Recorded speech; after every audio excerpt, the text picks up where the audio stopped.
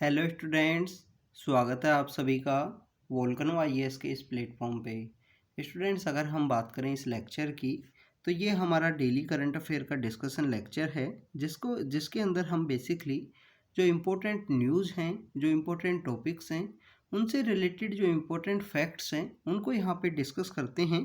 क्योंकि प्रीलिम्स के एग्ज़ाम के लिए स्टूडेंट्स आप देखिए कि जो फैक्ट्स हैं उनसे रिलेटेड जो क्वेश्चंस हैं वो आपको देखने के लिए मिलते हैं।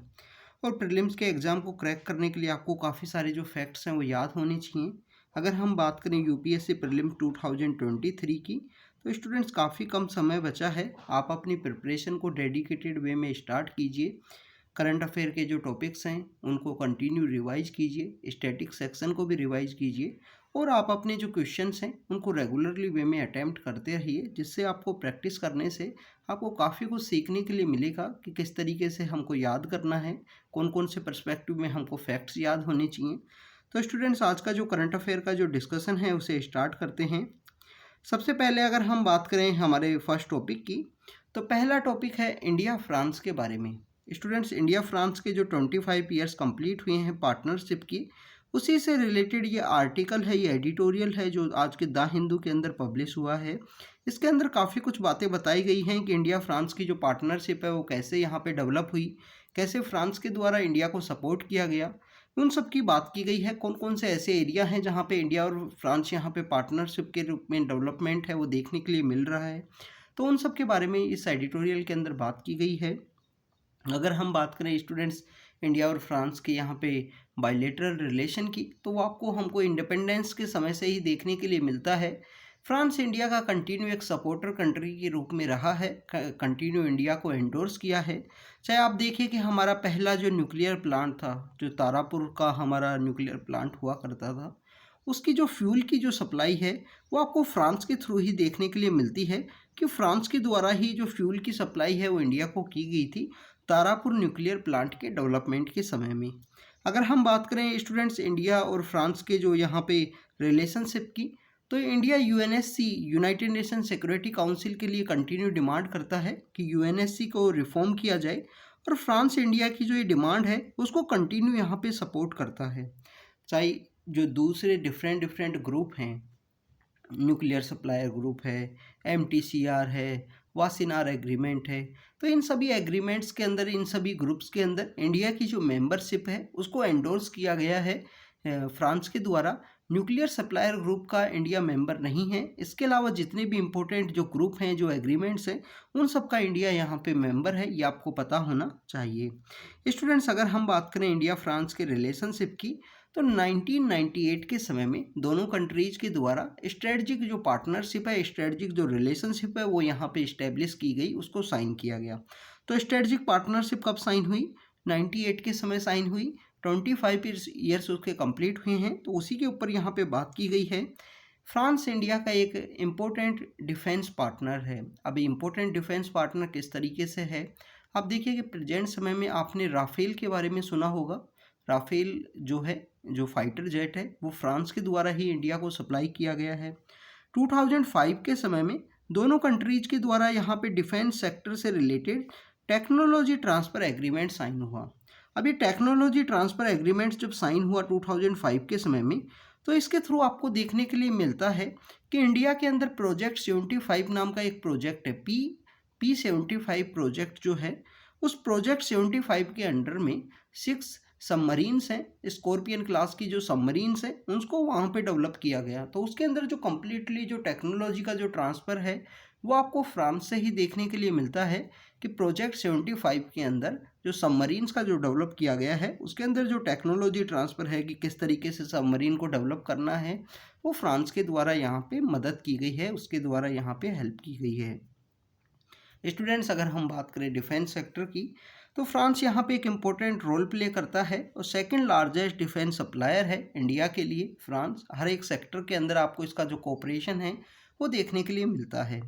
स्टूडेंट्स, इसके अलावा जो डिफेंस सेक्टर से रिलेटेड जो जॉइंट एक्सरसाइज होती हैं, जो कंडक्ट की जाती हैं डिफेंस फोर्सेज के अपग्रेडेशन के लिए या उनकी वॉरफेयर टेक्निक्स को इम्प्रूव करने के लिए, तो यहाँ पे जो डिफेंस की जो जॉइंट एक्सरसाइज है वो कंडक्ट की जाती हैं इंडिया और फ्रांस के द्वारा रेगुलरली बेसिस पे। और जो हमारी तीनों विंग हैं डिफेंस सेक्टर की, तीनों विंग्स के द्वारा यहाँ पे जो जॉइंट एक्सरसाइज है वो हमको देखने के लिए मिलती हैं। चाहे आप देखिए कि वरुण नाम की जो एक्सरसाइज है इंडियन नेवी के बीच में और फ्रांस की नेवी के बीच में, जो गरुड़ नाम की जो एक्सरसाइज है, गरुड़ बेसिकली एक विमान हुआ करता था, गरुड़ को यूज भी किया जाता है, हमारे जो माइथोलॉजिकल जो टेक्स्ट है उनके अंदर भी देखने के लिए मिलता है। तो गरुड़ जो एयरफोर्स से रिलेटेड जो एक्सरसाइज है वो कंडक्ट की जाती है इंडिया और फ्रांस की। इसके अलावा अगर हम बात करें शक्ति नाम की जो एक्सरसाइज है वो इंडिया और फ्रांस की आर्मी के बीच में आपको देखने के लिए मिलती है। स्टूडेंट्स, प्रेजेंट समय क्लाइमेट चेंज का जो इशू है वो सबसे सीरियस एक इशू है हमारे अर्थ को बचाने के लिए।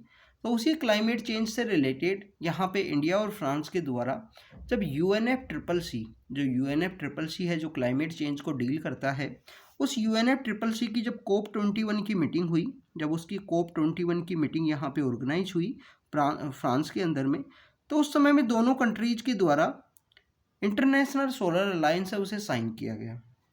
इंटरनेशनल सोलर अलायंस दोनों के द्वारा इस्टेब्लिश किया गया कि हमको एक ऐसा प्रेजेंट समय में जो न्यू एंड रिन्यूएबल एनर्जी को देखते हुए हमको जो रिन्यूएबल एनर्जी है उसकी ज़रूरत है।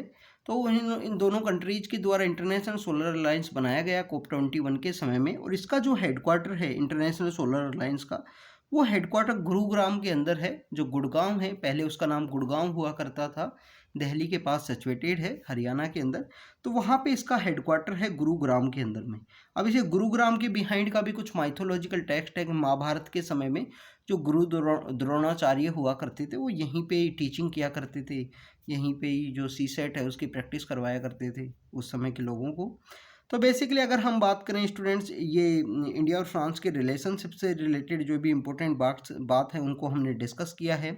अगर हम बात करें स्टूडेंट टेररिज्म के सेक्टर की, तो टेररिज्म के अंदर भी जो CCIN है यूनाइटेड नेशन के अंदर, उसको दोनों के द्वारा एंडोर्स किया गया है कि कंप्रीहेंसिव कन्वेंशन होना चाहिए जो टेररिज्म को यहाँ से डील किया जा सके, जिससे रिगार्डिंग में। और इंडिया और फ्रांस ने कंटिन्यू यहाँ पे अगेंस्ट द टेररिज्म जो आवाज़ है वो अपनी उठाई है। तो ये इंडिया और फ्रांस की रिलेशनशिप के बारे में जो इम्पोर्टेंट फैक्ट्स हैं उनको डिस्कस किया। मैरीन सेक्टर की भी बात की गई है आर्टिकल के अंदर में। मैरीन सेक्टर के अंदर भी दोनों के द्वारा काफ़ी अच्छा जो कोऑपरेशन है वो देखने के लिए मिलता है। अगर हम बात करें स्टूडेंट्स नेक्स्ट टॉपिक की, नेक्स्ट टॉपिक है इंडिया और अफगानिस्तान।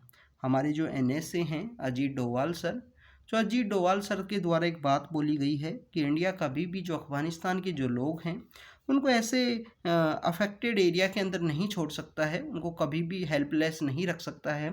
इंडिया एक हमेशा एक अच्छे पार्टनर के रूप में रहा है। हमारे जो एंशंट रिलेशन हैं वो अफगानिस्तान के अच्छे साथ देखने के लिए मिलते हैं।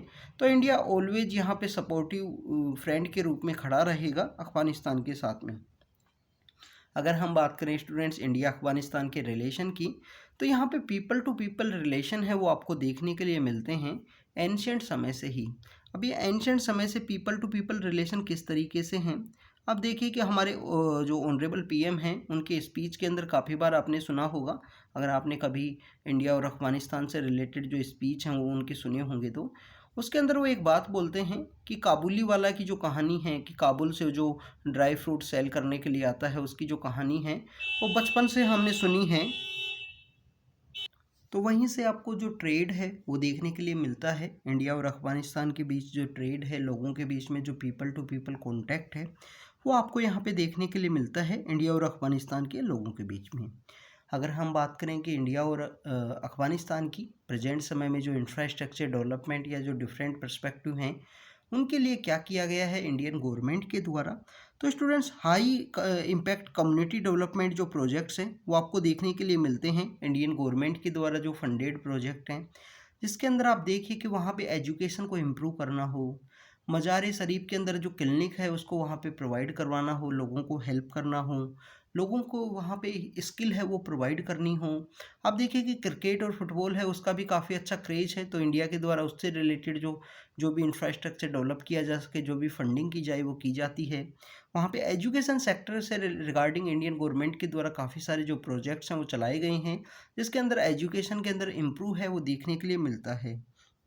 इसके अलावा स्टूडेंट्स अगर हम बात करें कि जब कोविड-19 का आउटब्रेक हुआ, जो SCQ नाम की जो मेडिसिन हुआ करती थी, जो उस समय में फर्स्ट वेव का जो समय था 2020 का, तो SCQ नाम की जो यहाँ पे जो मेडिसिन है वो कंटिन्यू सप्लाई की गई इंडिया के द्वारा वर्ल्ड के सभी कंट्रीज़ में जिसके अंदर अफ़गानिस्तान भी हमारा एक इम्पोर्टेंट पार्टनर है, उस वहाँ पे हमारी गवर्नमेंट के द्वारा जो वैक्सीन मैत्री नाम का जो डिप्लोमेटिक एक टूल है जिसे यूज किया गया, वैक्सीन को सप्लाई किया गया सभी कंट्रीज़ को वैक्सीन डेवलप होने के लिए।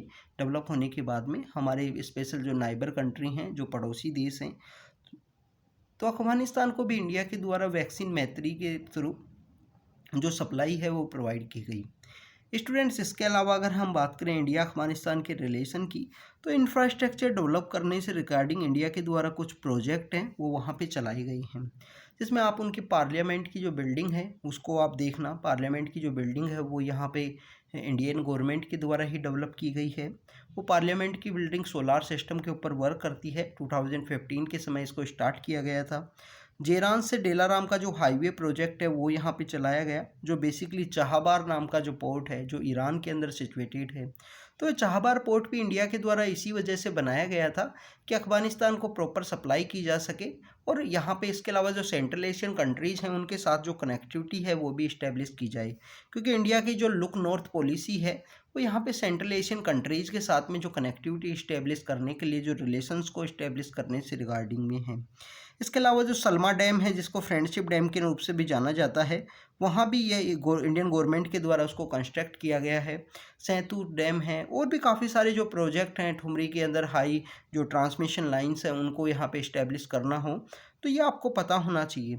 स्टूडेंट्स, अफ़गानिस्तान की लोकेशन आपके लिए यहाँ पे होमवर्क है कि अफ़गानिस्तान की एक तो लोकेशन देखिए कौन कौन से कंट्री जिसके नियर बाई में हैं। ये 2022 में क्वेश्चन पूछ लिया गया था, क्योंकि आप देखिए कि तालिबान ने जब से टेक ओवर किया है तो न्यूज़ के अंदर में था 2021 का जो अगस्त है उसके समय में। तो अफ़गानिस्तान की लोकेशन आपको पता होनी चाहिए। इसके बाद में स्टूडेंट्स आपको पता ये भी होना चाहिए कि इंडिया के द्वारा ये कहाँ से अपनी जो बाउंड्री है वो शेयर करता है। डेडिकेटेड फ्राइट कॉरिडोर इंडिया के द्वारा लॉन्च किया गया 2017 में, air freight corridor India Afghanistan के बीच में, तो ये भी आपको पता होना चाहिए। स्टूडेंट्स, अगर हम बात करें नेक्स्ट टॉपिक की, तो नेक्स्ट टॉपिक है प्रेस क्लब ऑफ इंडिया के बारे में। अभी प्रेस क्लब ऑफ इंडिया के बारे में आज न्यूज़ के अंदर मेंशन था कि कोई यहाँ पे जर्नलिस्ट है, उनसे रिलेटेड जो प्रोब से रिलेटेड जो प्रेस बॉडीज़ ने यहाँ पे कॉल किया है कि उनका जर्नलिस्ट का जो इन्वेस्टिगेशन है वो अच्छे से होना चाहिए। सबसे हमारे लिए इम्पोर्टेंट फैक्ट ये है प्रेस क्लब ऑफ इंडिया क्या है, किस तरीके से ये एग्जिस्टेंस में आया। स्टूडेंट्स, 1978 के समय में press club of India act आता है और उसी के थ्रू इसको इस्टेब्लिश किया गया है। इसके अंदर एक चेयरमैन होता है और 28 इसके मेंबर्स होते हैं। एक यहाँ पे चेयरमैन होता है और 28 मेंबर होते हैं। 28 मेंबर्स में आपको देखने के लिए मिलेगा कि जो 3 लोग हैं वो लोकसभा से होंगे, 2 लोग राज्यसभा से होंगे। इसके अलावा डिफरेंट मेंबर्स आपको जो प्रेस की डिफरेंट काउंसिल्स हैं उनसे देखने के लिए मिलते हैं।